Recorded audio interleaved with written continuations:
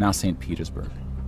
German forces surrounded Leningrad before civilians could be evacuated. Supplies, including food, were cut off for 2.5 years. 1.5 million people died as a result, mostly from starvation, mostly civilians. Oh my goodness. Stalin's cruelty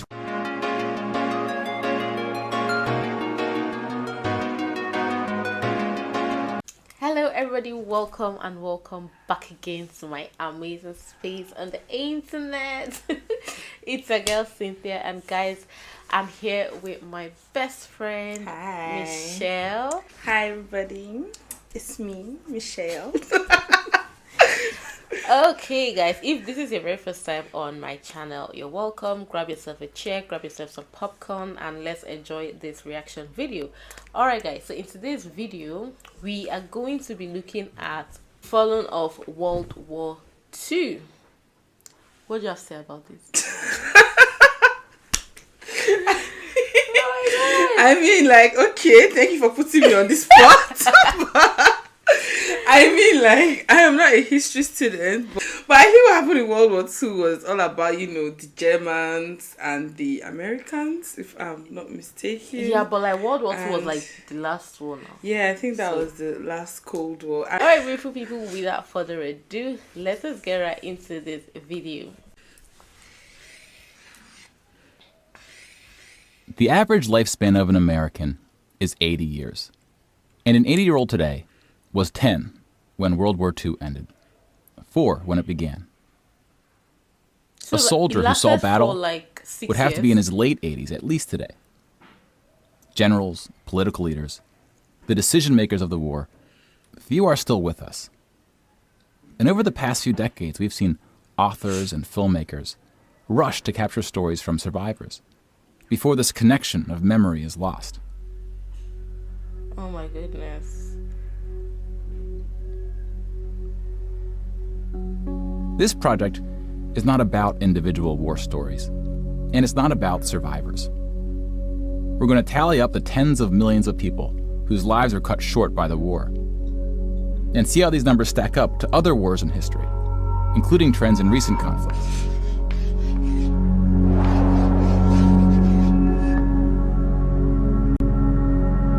We'll be counting soldiers and civilians separately. Each of these figures represents 1,000 people who died. Oh my. Civilians were of all walks of life. Whereas military deaths were almost entirely men. The average age was about 23. In most battles, for every 1,000 soldiers killed, there are more than 1,000 who were injured. The word casualty can be confusing because in military speak, it often includes both deaths and injuries, and anything else that takes a soldier out of service. Here, we're just counting the deaths, and we'll begin with American soldiers. So, hold on though. Wait. Yeah, like, there were so many Over that 400,000 died. Oh my goodness, because I was about to count Most like of the deaths one. occurred That's in the 1,000. European theater, fighting the Nazis. And about a quarter were in the Pacific, fighting the Japanese. When you put them on the timeline, you see that casualties were the heaviest at the end of the war. The war began on September 1st, 1939. But the US wasn't willing to join the fight until Pearl Harbor, 2 years in. The deaths increased drastically on D-Day, when the Allies invaded Normandy. One of the most tragic moments of the war was on D-Day at Omaha Beach, where 2,500 Americans fell. That's 2,000. So about the same number of US soldiers died on this single beach landing as the entire 13 years of the recent war in Afghanistan. The bloodiest battle in the Pacific was Okinawa, which lasted 82 days, during which 12,500 Americans died. About 5,000 of these deaths were at sea from kamikaze attacks. Now let's look at some other countries, starting with Europe.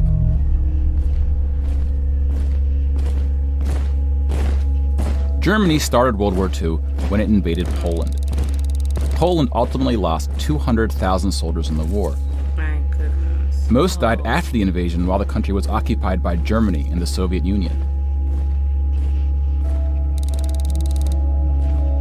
Germany, meanwhile, lost just 16,000. Like when we were seeing 1,000 people died, we thought like that, that was much, but 200,000. I'm telling you. Are you kidding me?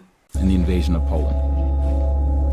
The Nazis went on to invade and conquer other countries, including Denmark, Belgium, the Netherlands, France, Greece, and Yugoslavia. France surrendered, but after losing 92,000 soldiers in the Battle of France. Over 200,000 ultimately fell, which includes deaths in POW camps, French colonies, and other fighting. Yugoslavia suffered almost 500,000 military deaths. The initial invasion brought relatively few casualties on both sides. But the deaths mounted under Nazi occupation due to guerrilla fighting, civil conflict, and mass executions. The Nazi invasions were swift, with relatively few German losses. Even the Nazi commanders expressed surprise at their success. And then we have the United Kingdom and the United States, who were not invaded but took the fight to the Nazis. Britain lost about the same number of soldiers as the US, which includes the British colonies.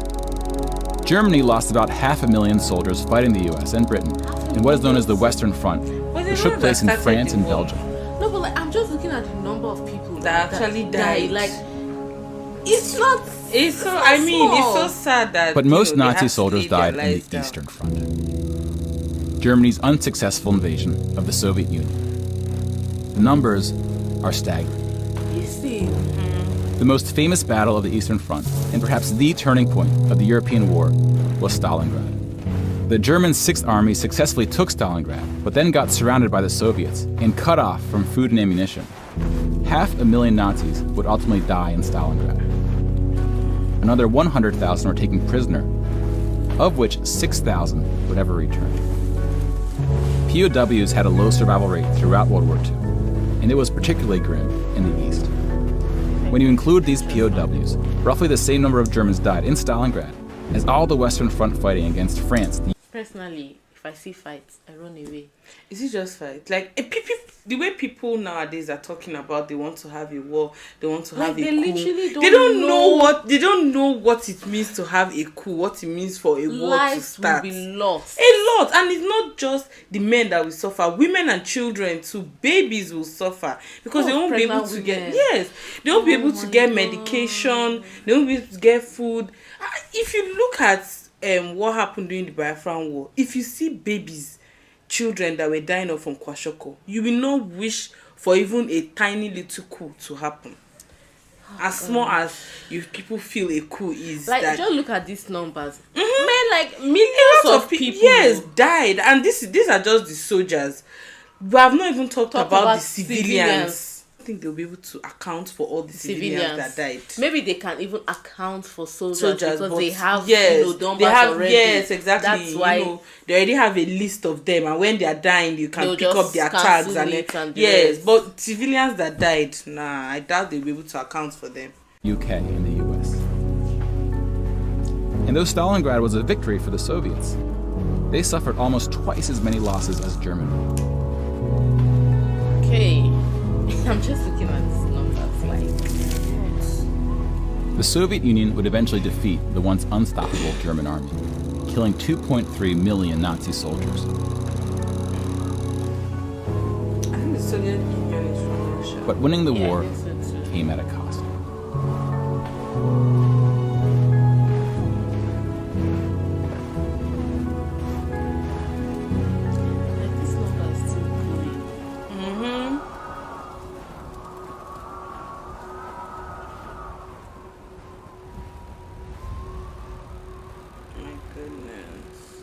What? These many people.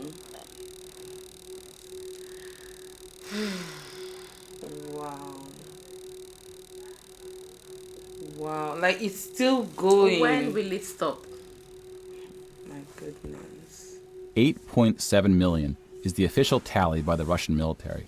A hotly disputed number. Excuse me, but isn't this the population of, like, a country? Yes. Yes. Like... Oh my days. Like, just because of a war. Nobody should wish for war. But nobody should wish for war. Okay. Like, this is an open and short topic. Nobody should wish for war. Oh my goodness. Let's go. These are not even the people, like, they were not attacking them, but they came to, do you understand, like, to rescue people them. that were in that kind of, I think so, but yes, that was it now. That was what the Soviet Union came in to do.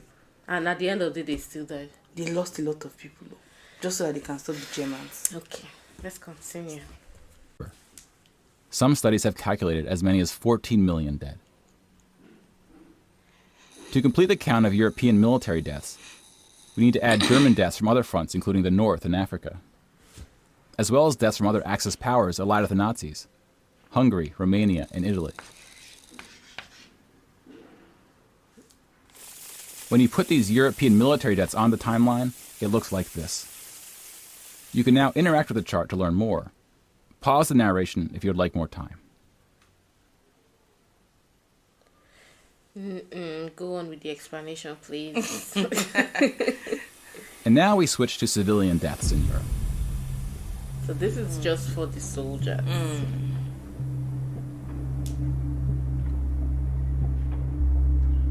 6 million Jewish people were killed in the Holocaust.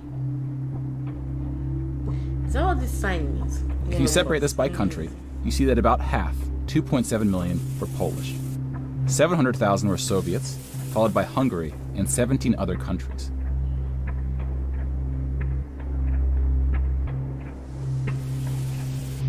Broken down another way, about half of the 6 million were killed in the concentration camps. Over 1 million died in Auschwitz. Most were killed in the gas chambers. Others died from starvation, exhaustion, disease, and other forms of execution. The second most deadly camp was Treblinka, which was exclusively an extermination camp, set up to look like a train station. Mobile killing groups killed 1.4 million Jews.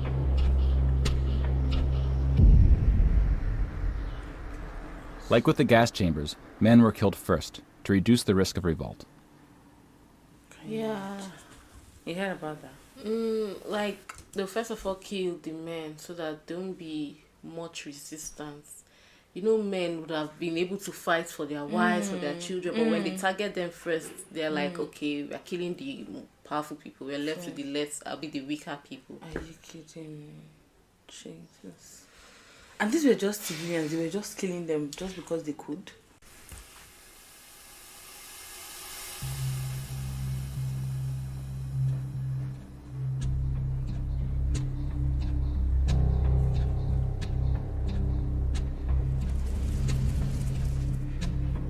The Holocaust also includes non-Jewish deaths. Between 130,000 to 500,000 Roma, then called Gypsies, were killed. The numbers are disputed. Okay. About 250,000 people with disabilities were killed. Homosexuals, Catholics, and other groups were also exterminated, but their numbers were relatively small. Some historians say that other civilian deaths should go under the label of Holocaust. About 2 million non-Jewish Poles were killed under German occupation, some of which were sent to the gas chambers at Auschwitz. When you combine civilian and military deaths, over 16% of the total Polish population died in World War II, which is the highest percentage of any country. But not the highest in total death count. The Soviet Union again tops that list, losing at least as many civilians as it did soldiers, somewhere between 10 and 20 million. A particularly dark moment for the Soviet Union was the siege of Leningrad, now St. Petersburg. German forces surrounded Leningrad before civilians could be evacuated. Supplies, including food, were cut off for 2.5 years. 1.5 million people died as a result, mostly from starvation, mostly civilians. Oh my goodness. Stalin's cruelty towards his own people is partly responsible for these numbers. He often didn't allow civilians to evacuate from cities, thinking it would cause the soldiers protecting them to fight harder. About 1 million Soviets died in Stalin's own labor camps, called the Gulag. Just about every country suffered civilian losses, especially countries who were invaded. While many died as a result of so-called collateral damage, the biggest numbers occurred when it was no accident. Civilians were exterminated, purposely fired upon or bombed, used as human shields, or intentionally deprived of food. The intentional killing of civilians was done by most warring parties, including the United Kingdom and the United States. The United Kingdom was spared of a land invasion, but still lost 60,000 civilians, largely from German air raids or blitzes, often directed at civilian population centers.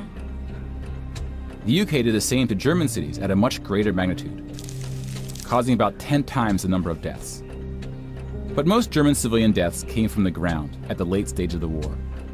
When the Nazi regime collapsed, civilians living in occupied regions had to desperately flee from the advancing Soviet army. Rapes were widespread, and death estimates ranged from 600,000 to 3 million. Oh my goodness. Let's step back and see where we are with the totals. We just counted about 20 million civilian deaths in Europe. Oh my goodness.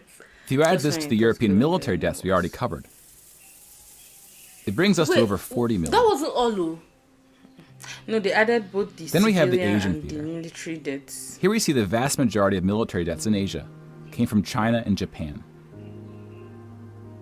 On the civilian side, about 6 million deaths from China, Indonesia, Korea, Indochina, and the Philippines can be attributed to Japanese war crimes, which are sometimes compared to the Nazi atrocities due to the sheer scale of the cruelty. China had the second highest death count after the Soviet Union. And like the Soviets, the Chinese government demonstrated a stunning willingness to sacrifice its own people.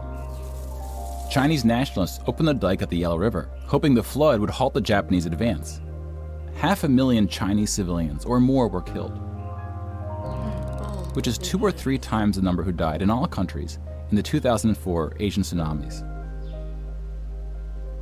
But the invasion of China only cost Japan 200,000 soldiers.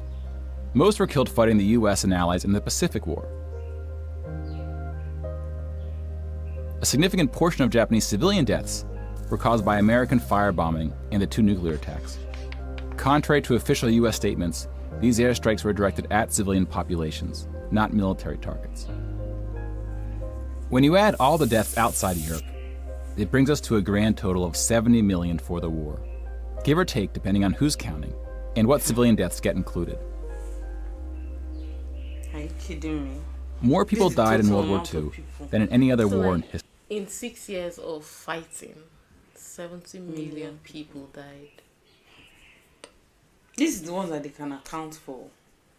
Do you understand? Like, all this is probably even an estimate. Ones that they can actually account for. Imagine the ones that they cannot account for. Like, imagine if they could account for every single person that died. Oh, we're talking of 100 million now. We should be looking at 100 million. Wow, this is a lot of number. This number is. is so big. Like, this can be one full country, if not 2 full countries. 70 million. Like, are you kidding me? For comparison, here are 20 or so of the very worst wars and atrocities we have on record. Some of these are more of atrocities than wars, but we've seen how that distinction can get blurry. So these are like Some of other these wars spanned that across happened centuries. Yes. World War II had the highest body count, and it all happened in just 6 years. Which wars are this one after World War II? The world's population has grown significantly since the earliest atrocities on this list. If you want to compare them in terms of what percentage of the world died, we can adjust the chart to look like this. This rough approximation tells us there may have been more devastating wars before World War II, proportionally speaking. This long one. What was that one? I don't know. I can't even see clearly. So I can go back and check it again. When we turn to post-war conflicts, it's hard to say anything that isn't controversial. Ooh, talking about post-war. Worst parts to even see, like trying to recover from the war, right? war. Yeah, I think the Germans after the war, they actually struggled to come back because they were the reason for the war, right? Yeah. So I heard like that was when, Mercedes came out and people started buying the car. That was what I heard. To know how true, but like that was what boosted the economy, the sale of German cars. German cars. Yes, right? like if you remember, like people used to buy German cars. Yes. But the data shows something quite extraordinary has been happening. In 1989, John Gaddis coined the phrase the long peace to identify the absence of conflict between the nuclear powers during the Cold War. So 25 years later, the Cold War is over, and the term is still being used, although its meaning may have shifted. New peace. European countries have not fought each other, except for this 10-day war in 1956 when the Soviet Union invaded Hungary. When we look at European wars before World War II, it looks like this. They tend to be more frequent as you go back, though smaller in scale. And the largest 44 economies of the world have not battled each other since World War II. Rich countries have fought poorer countries, like the US versus Iraq. But rich countries have not fought other rich countries. Such a period of peace between the so-called great powers hasn't been seen since the Roman Empire. To many, peace is too strong of a word. Wars have occurred since World War II, and they can be grouped into these 4 categories. We don't see colonial wars anymore. We've already noted that interstate wars between rich countries have not occurred at all, and here we see wars involving smaller economies have tapered off. That leaves civil wars of 2 types, with and without foreign intervention. And this is what these battle deaths look like alongside of World War II. More people died fighting in World War II than in all the wars since. And again, we can't forget about world population, which has almost tripled since World War II. If we scale these numbers to show deaths in proportion to world population, showing the likelihood that a person on Earth dies in battle, the downward trend becomes even more pronounced. Now, this isn't to infer anything about why this trend is occurring. That's a discussion for another day.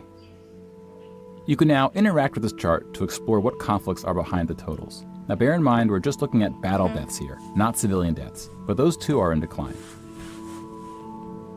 Peace is a difficult thing to measure. It's a bit like counting the people who didn't die in wars that never happened.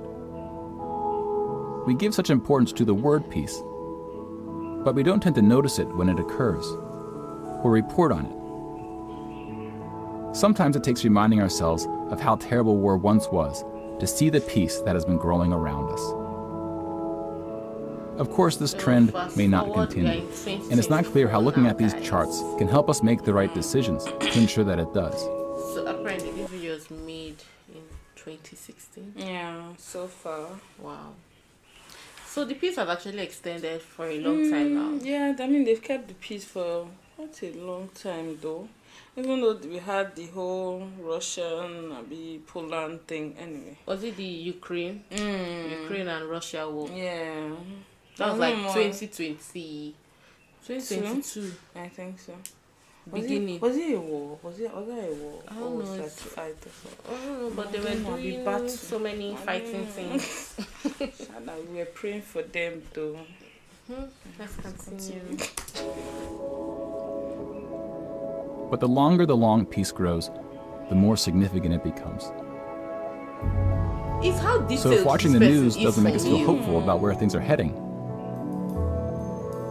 watching the numbers might. This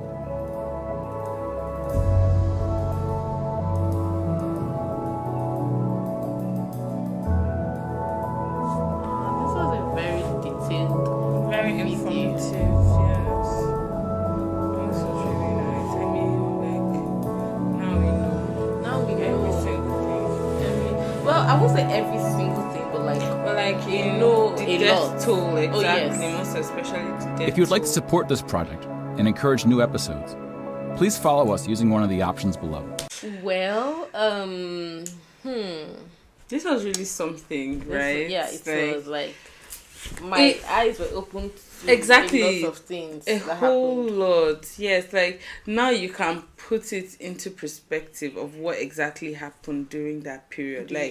Now we have an idea of how horrible. Like you hear about it, But right? you don't know. You how don't know. horrible it was. The extent of how bad like these people really had it, and my goodness, 70 million, no? 70 million In total, yeah. That's a lot too. That is. I'm sure there must be freaking mass a graves around for everybody, the fallen people of World War But like, II. just the thing is, like, just imagine 70 million people dying because of something like, that was caused by. I think we need to do more research on this, right? Yes. Like, more videos on this, because like I want to get down to do like what exactly caused this war. Like did somebody say no? Like I what say was yes, the so what like was the bone of what- contention? yes. Like what triggered that movement? Because Exactly. I know there are different ways of settling issues. War shouldn't be your final Yeah, balance. it Like shouldn't there should be be. other ways, what do you call that when you bring people together? Peaceful to- resolution. Peaceful resolution, talk about it, come to an Yes. understanding, but not war. Look at all the deaths, all the small children that Babies, died, the pregnant babies women. that would have grown up to be somebody. Yeah, exactly. Oh well, hopefully if she is free, we get to do more diggings into this war and know exactly what happened in a more detailed video. But yes guys, we have come to the end of the video. We hope you all enjoyed it. If you did, don't forget to give this a fat thumbs up, and if you are not subscribed to the channel, consider subscribing, okay? And also guys, click the bell just beside the subscribe button, so anytime I upload a video like this one, you definitely be the first to know, okay? Alright guys, with that being said, I'll see you all in my next video. Bye.